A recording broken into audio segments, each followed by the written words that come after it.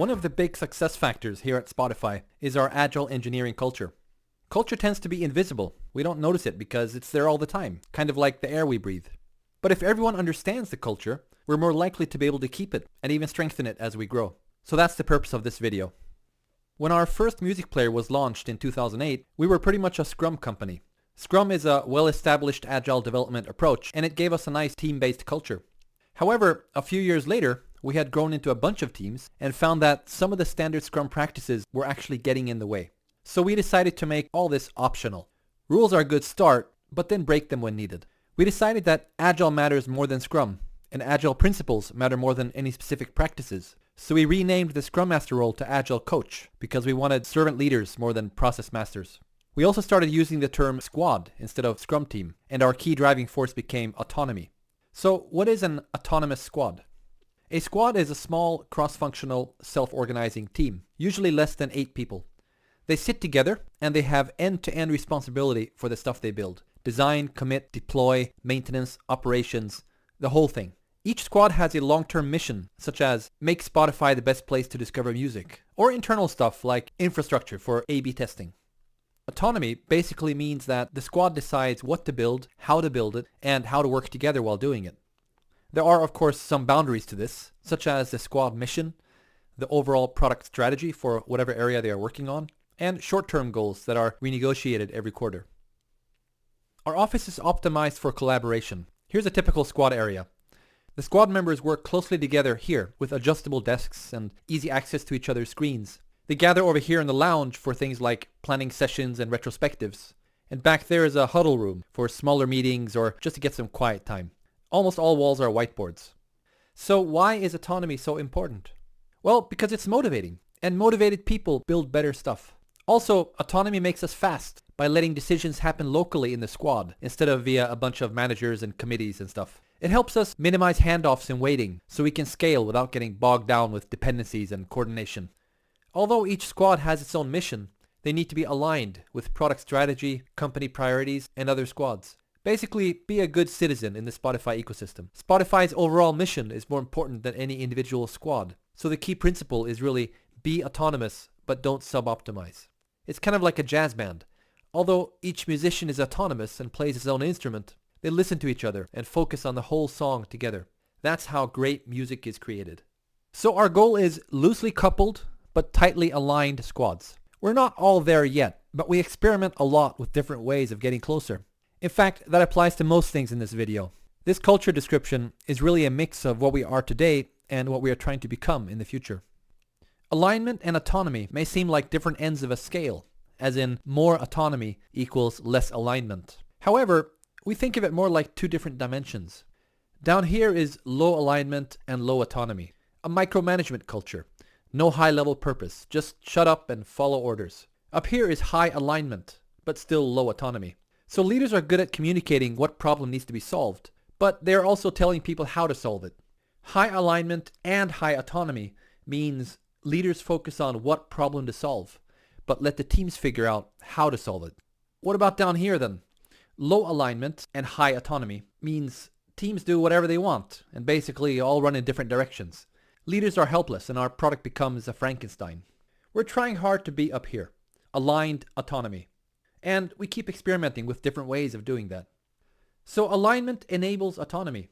The stronger alignment we have, the more autonomy we can afford to grant.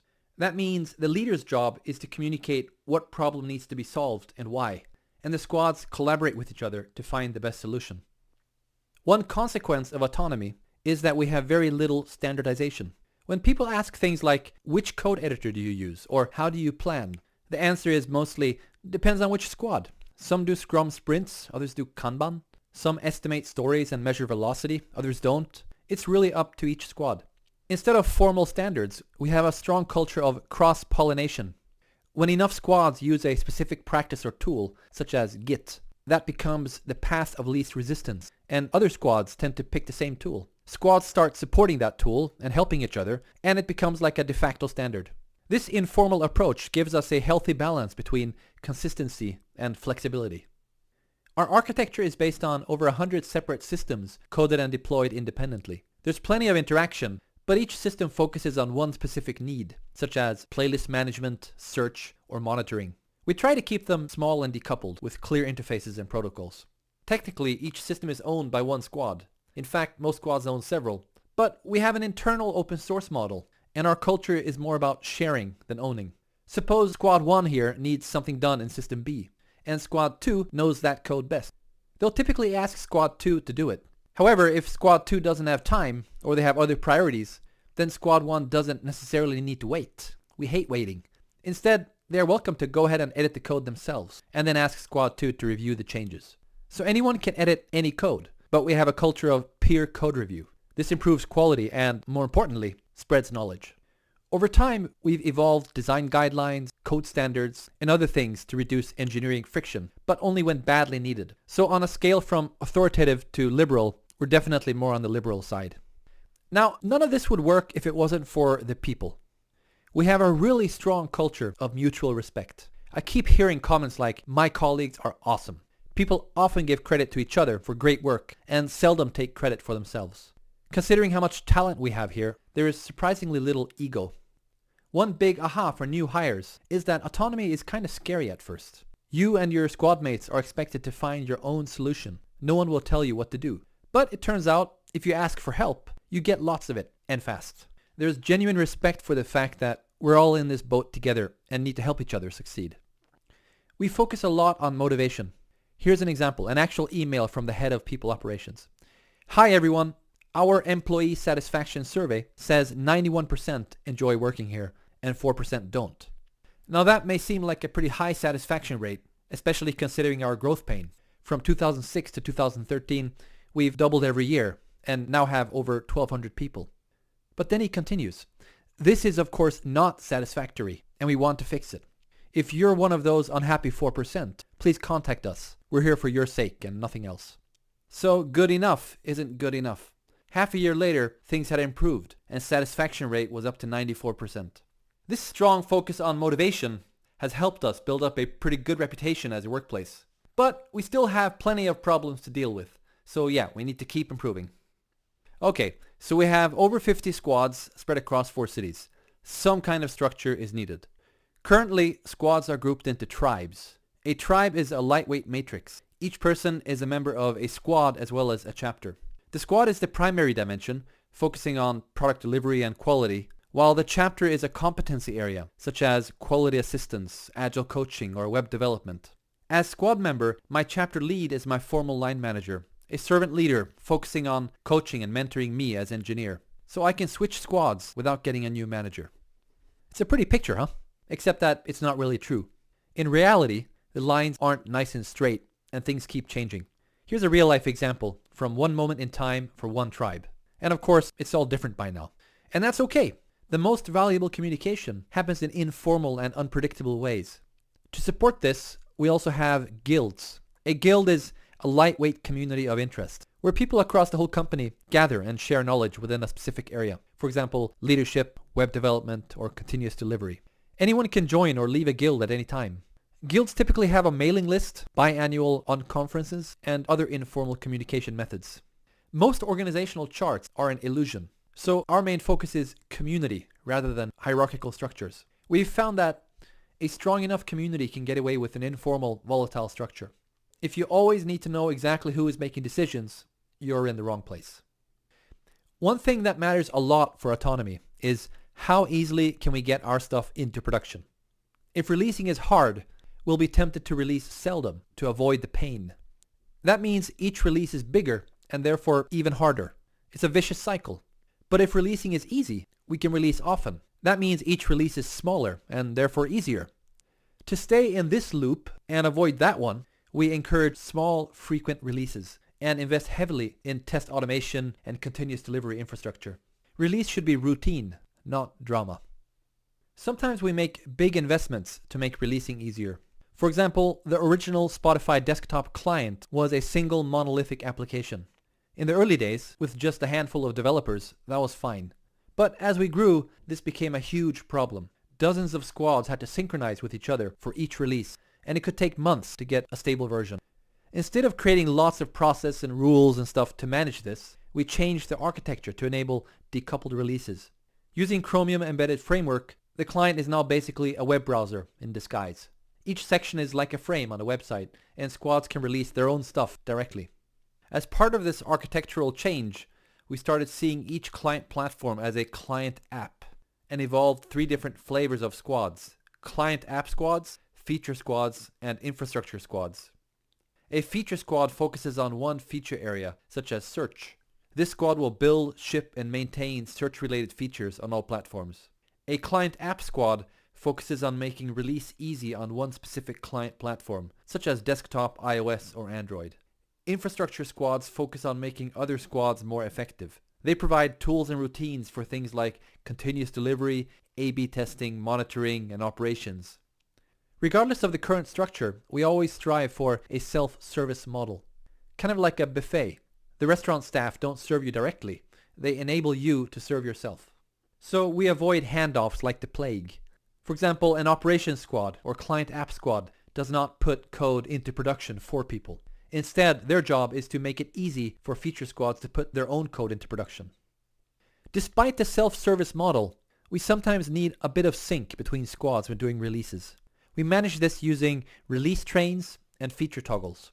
Each client app has a release train that departs on a regular schedule, typically every week or every 3 weeks, depending on which client. Just like in the physical world, if trains depart frequently and reliably, you don't need much upfront planning. Just show up and take the next train.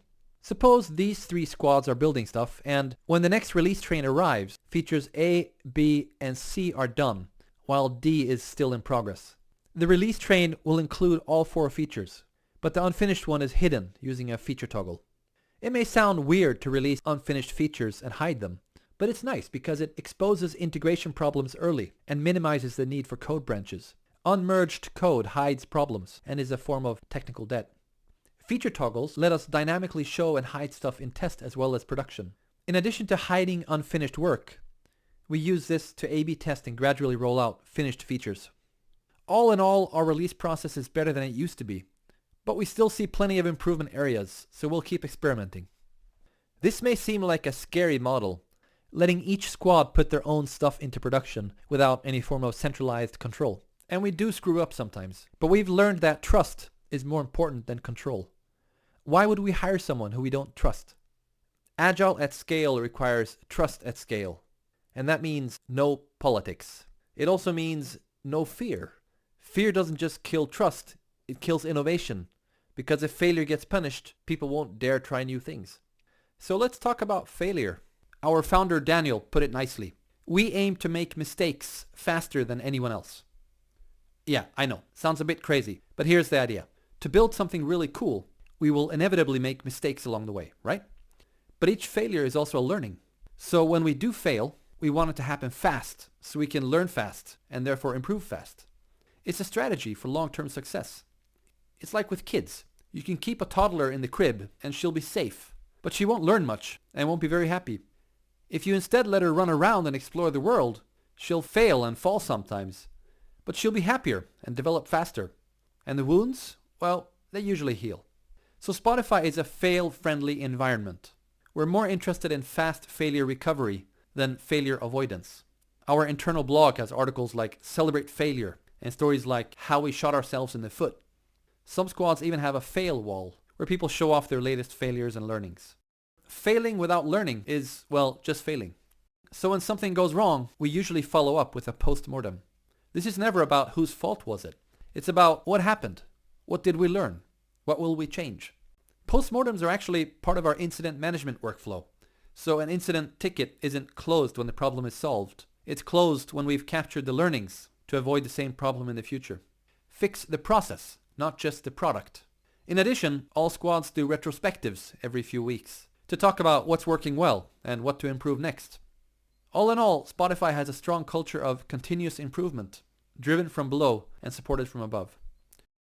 However, failure must be non-lethal, or we don't live to fail again. So we promote the concept of limited blast radius. The architecture is quite decoupled, so if a squad makes a mistake, it will usually only impact a small part of the system and not bring everything down. And since the squad has end-to-end responsibility for their stuff without handoffs, they can usually fix the problem fast. Also, most new features are rolled out gradually, starting with just a tiny percent of all users, and closely monitored.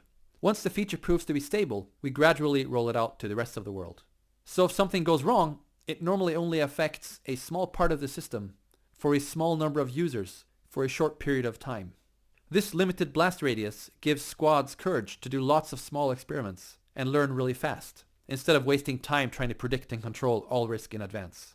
Mario Andretti puts it nicely. If everything's under control, you're going too slow. Alright, let's talk about product development. Our product development approach is based on lean startup principles and is summarized by the mantra, think it, build it, ship it, tweak it. The biggest risk is always building the wrong thing.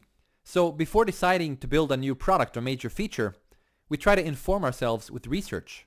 Do people actually want this? Does it solve a real problem for them? Then we define a narrative, kind of like a press release or elevator pitch, showing off the benefits. For example, radio you can save or follow your favorite artist. We also define hypotheses. How will this feature impact user behavior and our core metrics? Will they share more music? Will they log in more often?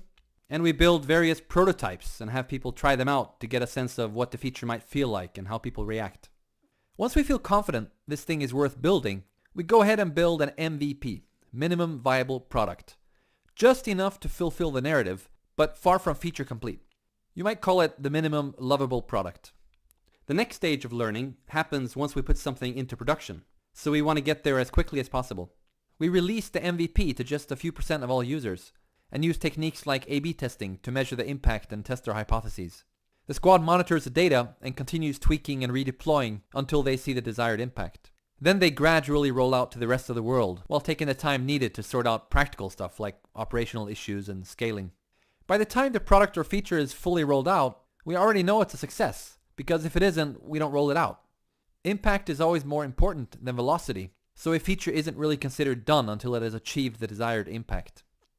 Note that, like most things in this video, this is how we try to work, but our actual track record, of course, varies. Now, with all this experimentation going on, how do we actually plan? How do we know what's going to be released by which date? Well, the short answer is we mostly don't. We care more about innovation than predictability, and 100% predictability means 0% innovation. On a scale, we'd probably be somewhere around here. Of course, sometimes we do need to make delivery commitments, like for partner integrations or marketing events. And that sometimes involves standard agile planning techniques, like velocity and burn-up charts. But if we have to promise a date, we generally defer that commitment until the feature is already proven and close to ready. By minimizing the need for predictability, squads can focus on delivering value, instead of being a slave to someone's arbitrary plan. One product owner said, "I think of my squad as a group of volunteers that are here to work on something they are super passionate about." So where do ideas come from? An amazing new product always starts with a person and a spark of inspiration, but it will only become real if people are allowed to play around and try things out. So we encourage everyone to spend about 10% of their time doing hack days or hack weeks. That's when people get to experiment and build whatever they want, like this dial a song product. Just pick it up and dial the number of the song you want to listen to. Is it useful? Does it matter? The point is, if we try enough ideas, we're bound to strike gold from time to time. And quite often, the knowledge gained is worth more than the actual hack itself. Plus, it's fun. As part of this, we do a Spotify-wide hack week twice per year. Hundreds of people hacking away for a whole week. The mantra is, make cool things real. Build whatever you want, with whoever you want, in whatever way you want. And then we have a big demo and party on Friday. We're always surprised by how much cool stuff can be built in just a week with this kind of creative freedom. Whether it's a helicopter made of lollipop sticks or a whole new way of discovering music. It turns out that innovation isn't really that hard. People are natural innovators, so just get out of their way and let them try things out. In general, our culture is very experiment friendly. For example, should we use tool A or tool B? Don't know. Let's try both and compare. Or do we really need sprint planning meetings? Don't know. Let's skip a few and see if we miss them. Or should we show 5 or 10 top songs on the artist page? Don't know. Let's test both and measure the impact. Even the Spotify-wide Hack Week started as an experiment, and now it's part of the culture. So instead of arguing an issue to death, we try to talk about things like, what's the hypothesis? And what did we learn? And what will we try next? This gives us more data-driven decisions and less opinion-driven, ego-driven or authority-driven decisions. Although we are happy to experiment and try different ways of doing things, our culture is very waste repellent. People will quickly stop doing anything that doesn't add value. If it works, keep it. Otherwise, dump it. For example, some things that work for us so far are retrospectives, daily stand-ups, Google Docs, Git, and Guild on conferences. And some things that don't work for us are time reports, handoffs, separate test teams or test phases, and task estimates. We mostly just don't do these things. We're also strongly allergic to useless meetings and anything remotely near corporate BS. One common source of waste is what we call big projects. Basically anything that requires a lot of squads to work tightly coordinated for many months. Big project means big risk, so we are organized to minimize the need, and instead try hard to break projects into a series of smaller efforts. Sometimes, however, there is a good reason to do a big project, and the potential benefits outweigh the risks. And in those cases, we've found some practices to be essential. Visualize progress using various combinations of physical and electronic boards. Do a daily sync meeting where all squads involved meet up to resolve dependencies. Do a demo every week or two where all the pieces come together so we can evaluate the integrated product together with stakeholders. These practices reduce risk and waste because of the improved collaboration and short feedback loop. We've also found that a project needs a small, tight leadership group to keep an eye on the big picture. Typically we have a tech lead, a product lead, and sometimes a design lead working tightly together. On the whole, we're still experimenting a lot with how to do big projects, and we're not so good at it yet. One thing we keep wrestling with is growth pain.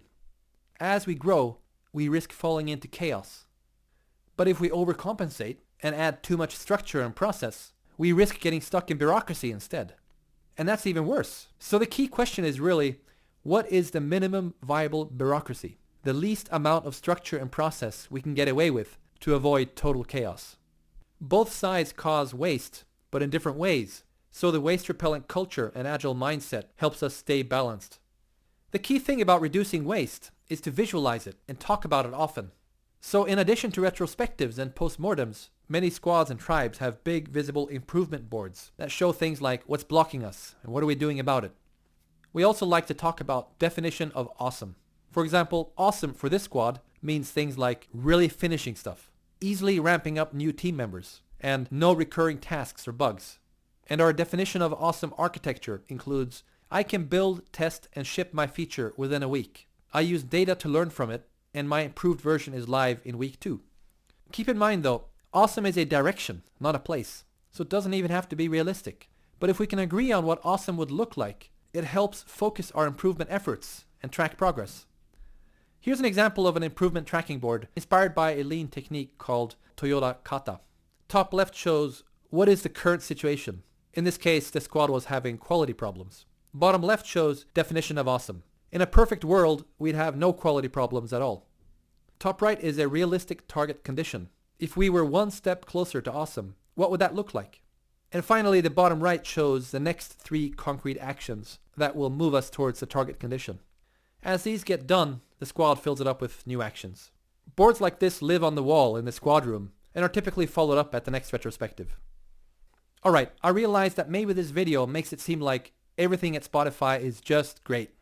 Well, truth is, we have plenty of problems to deal with, and I could give you a long list of pain points. But I won't, because it would go out of date quickly. We grow fast and change fast, and quite often a seemingly brilliant solution today will cause a nasty new problem tomorrow, just because we've grown and everything is different. However, most problems are short-lived, because people actually do something about it.